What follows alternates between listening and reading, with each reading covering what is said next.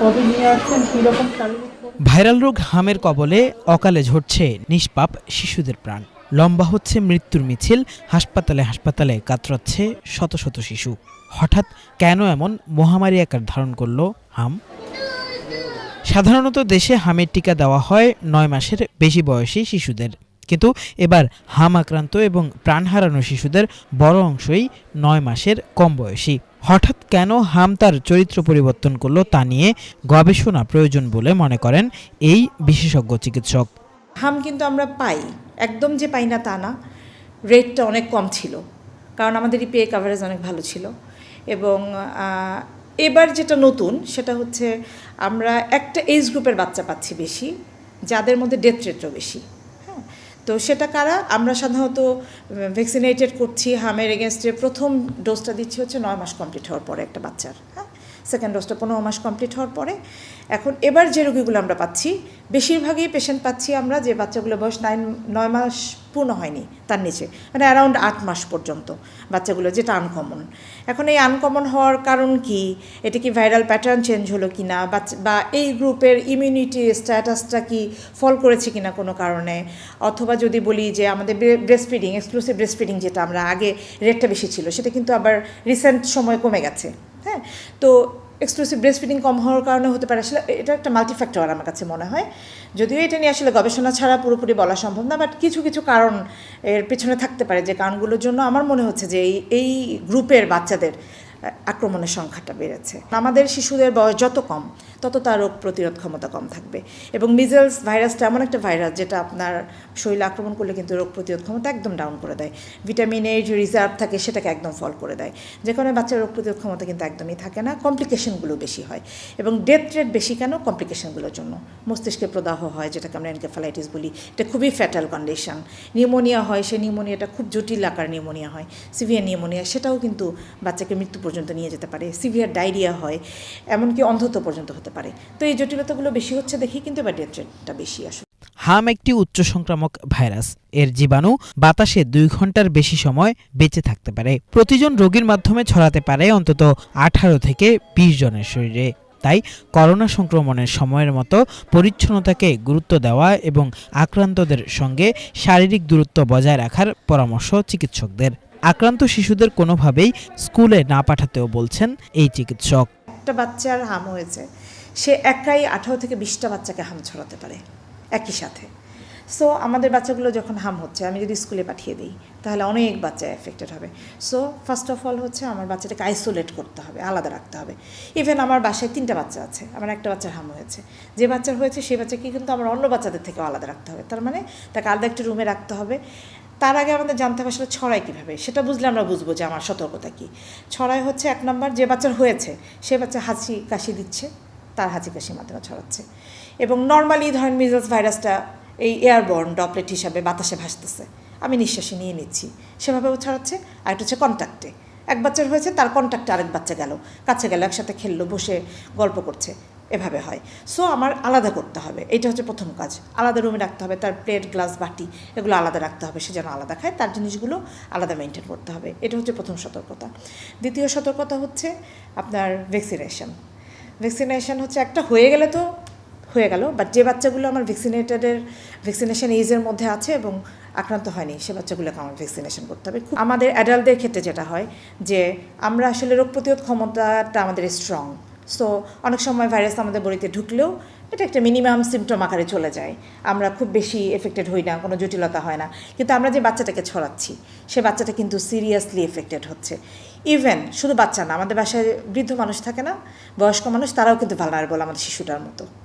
কারণ মিজেলস সবচেয়ে বেশি মানে ডিভাস্টেটিং হয় হচ্ছে বয়স্ক মানুষদের ক্ষেত্রে এবং বাচ্চাদের ক্ষেত্রে। সুতরাং আমরা যারা আছি, বাইরে কাজ করছি, আমরা যখন ভিতরে যাব আমরা প্রপার হাইজিনটা মেনটেন করব, আমরা হ্যান্ড ওয়াশ করব, প্রয়োজন হলে আমরা একটু শাওয়ার নিয়ে আমার বাচ্চাটাকে ধরবো, এটা হলে সবচেয়ে ভালো হয়। হাম আক্রান্তের লক্ষণ দেখা গেলে অবশ্যই চিকিৎসকের শরণাপন্ন হওয়ারও পরামর্শ এই শিশু বিশেষজ্ঞের। একটা হচ্ছে জ্বর থাকবে, জ্বরটা খুব উচ্চমাত্রা জ্বর থাকে, সাধারণত 105, 106 ডিগ্রি টেম্পারেচার থাকে ফারেনহাইট। সাথে একটা ক্যারেক্টারিস্টিক্স র্যাশ থাকবে, পুরো শরীরে একটা র্যাশ থাকে, র্যাশগুলো টাচ করলে হাতে লাগবে না, একদম লালচে র্যাশ, সাধারণত ফেস থেকে শুরু হয়, কানের পেছনে এই এরিয়াগুলো দিয়ে শুরু হয়ে পুরো বডিতে ছড়িয়ে যায়। এবং র্যাশটা হয় হচ্ছে জ্বর শুরু হওয়ার 3য় দিন থেকে 5ম দিন, এই সময়টার মধ্যে, সাধারণত 4র্থ দিনে বেশি হয়। এই দুটো থাকতেই হবে, র্যাশ এবং জ্বর। তার সাথে 3C বলি আমরা, কাফ মানে কাশি, আরেকটা সি হচ্ছে করাইজা মানে নাক দিয়ে পানি পড়ছে, সর্দি, আরেকটা সি হচ্ছে conjunctivitis, that means red eye. তাহলে কাশি, সর্দি, ঠান্ডা কাশি যেটা, সাথে হচ্ছে লালচে চোখ, এই তিনটার যে কোনো একটা যদি থাকে, অনেকের সাথে 2টাও থাকতে পারে, 3টাও থাকতে পারে, এই লক্ষণগুলো মূল। এটা হলেই কিন্তু ক্লিনিক্যালি আমরা ধরে নেই এটা মিজলস। এবং এখন যেহেতু আপনার আউটব্রেক অনেক বাচ্চাদের হচ্ছে, সেহেতু এই ধরনের সিমটম মানেই হচ্ছে এটা প্রাইমারি ডায়াগনোসিস হয়ে যাবে। এটা মা যখন বুঝবে এই লক্ষণগুলো দেখে যে তার শিশুটি হামে আক্রান্ত হয়েছে, তখন করণীয় কী?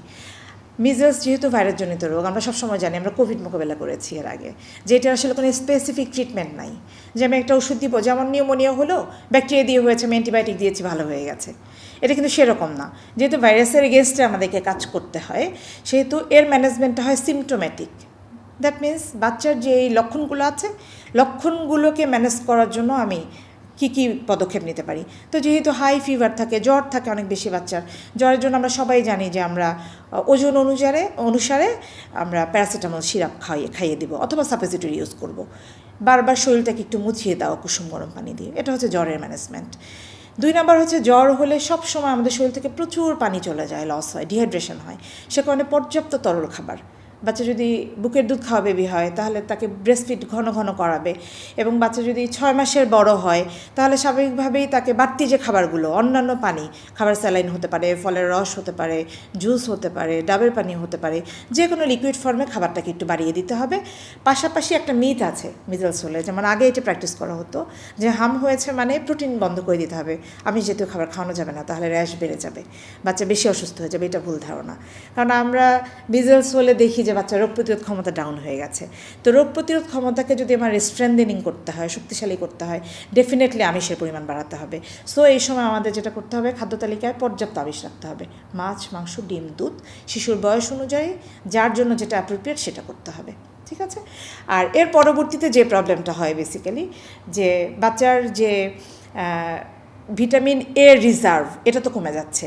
সো দিস ইজ ম্যান্ডেটরি যে একটা বাচ্চার মিজলস যদি আমি সাসপেক্ট করি, আমার সন্দেহ হচ্ছে, সেই ক্ষেত্রেই কিন্তু আমরা ভিটামিন এ ক্যাপসুলটা বাচ্চাকে দিয়ে দেবো। এটা বয়স অনুযায়ী আমরা দেই 6 মাস পর্যন্ত। 6 মাস থেকে নিচে যদি হয় তাহলে 50,000 ইন্টারন্যাশনাল ইউনিট, যদি 6 মাস থেকে 1 বছর হয় তাহলে 1 লাখ ইন্টারন্যাশনাল ইউনিট, এবং যদি 2 বছরের বড় হয় তাহলে 2 lakh international unit vitamin A capsule বাচ্চাকে খাইয়ে দিতে হবে। এবং মিজলস যদি আমার হাইলি সাসপেশন থাকে সেক্ষেত্রে 2টা ডোজ দেওয়ার নিয়ম। যেদিন আমি সাসপেক্ট করব সেদিন সেকেন্ড দিন একটা সেকেন্ড ডোজ।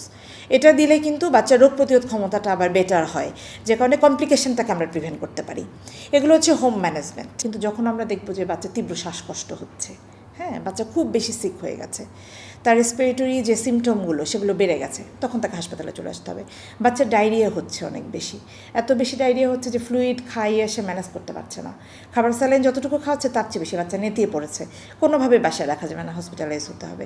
এনকেফালাইটিস যেটা আমরা বলি মস্তিষ্কের প্রদাহ, এক্ষেত্রে কিন্তু বাচ্চার আচরণগত কিছু পরিবর্তন হয়, যে বাচ্চা স্বাভাবিক আচরণ করে না, সে একটু ডিসওরিয়েন্টেড থাকে, একটু অ্যাবনর্মাল বিহেভিয়ার করে, হয়তো বাবা মাকে চিনতে পারছে না, হ্যাঁ, তো অথবা আনকনশাস পর্যন্ত হতে পারে, অজ্ঞান হয়ে গেছে বাচ্চা। এটা তো খুবই ডিভাস্টেটিং সিচুয়েশন, চলে আসতে হবে। কানে ইনফেকশন হতে পারে, খুব কমন। কানের ইনফেকশন তো আমরা বুঝতে পারি, পেইন ফিল করবে বাচ্চা, কান্নাকাটি করবে অনেক বেশি, যে বাচ্চা বলতে পারবে সে বলবে ব্যথা হচ্ছে, হ্যাঁ, এরকম হলে আমরা হসপিটালে চলে আসবো। শুধু হামের টিকাই নয়, শিশুদের জন্য নির্ধারিত সকল টিকা যথাসময়ে দিতেও জোর দিয়েছেন এই চিকিৎসক। সে বাচ্চাটা কিন্তু সিরিয়াস। কেফায়েত শাকিল, বাংলা ভিশন, ঢাকা।